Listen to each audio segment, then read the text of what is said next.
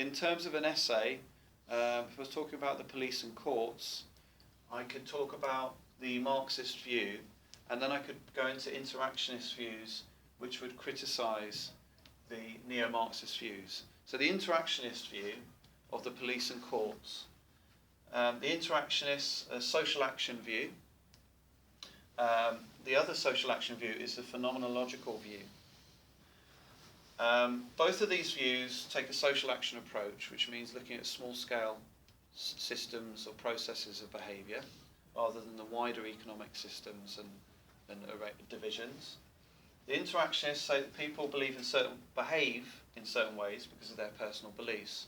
So we could say how the meanings and definitions within the minds of the police and courts can affect how the police and courts make decisions and who they tend to label or criminalise. The labelling process described by Becker was studied in Notting Hill with hippies, cannabis smokers, by Jock Young. He argued they were marginalised by the police, the courts and the media. They were described and labelled as shameful, dirty, sexually promiscuous.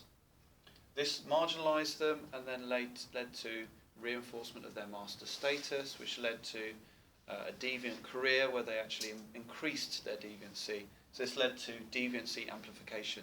So the police and courts are seen as important in this process. Moral panics are described by Cohen, where he says traditional threat to society or the moral fabric of society is reinforced by the media, the police and the courts and the community. And this takes place in a deviancy amplification spiral. The police and courts play an important role in the action against groups that labelled. For example, we said that working class, young, male, ethnic minority people are more likely to be punished or criminalised by the police and courts. The interactionists argue this is a result of labelling, because of fear about the groups involved. We could give an example with the Rotherham report, could be seen as involving the actions of the police and courts. August 2011 riots, 50% of those arrested were black. Brixton riots 1981 is seen as an ethnicity issue, where again, black African Caribbeans are labelled by the police and courts. So the Swamp 81 operation was involved in trying to deal with what was seen as a problematic community.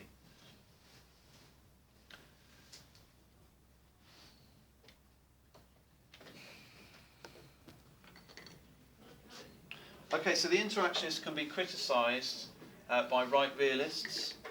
The right realists would argue that the idea of labelling ignores the initial cause of deviance in terms of human selfishness and rational choices. They would argue that we do need to label individuals, and it's good because it promotes the wider norms of society. The right realists are strongly critical of labelling theorists for taking a soft approach to crime. They say that we need to be tougher on crime. The Marxists would agree with interactionists that there is criminalisation and labelling of the working class. They would support the idea of labelling, although they would argue that it's important to understand the wider economic system in which labels are applied. They'd argue interactionists ignore this because they focus on small-scale meanings. Okay. The feminists would agree with interactionism and labelling theory. They say that it is useful to focus on labelling. This is especially important for gender. They say interactionists like Becker have focused on the labelling of working class males, but may have ignored how females are also labelled, and so they are controlled by fear of not being seen as respectable.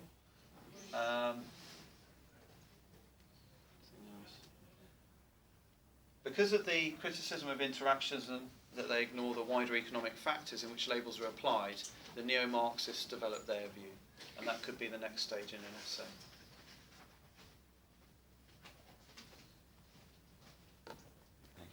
Okay, the left realists would argue that there is a social construction of crime and deviance.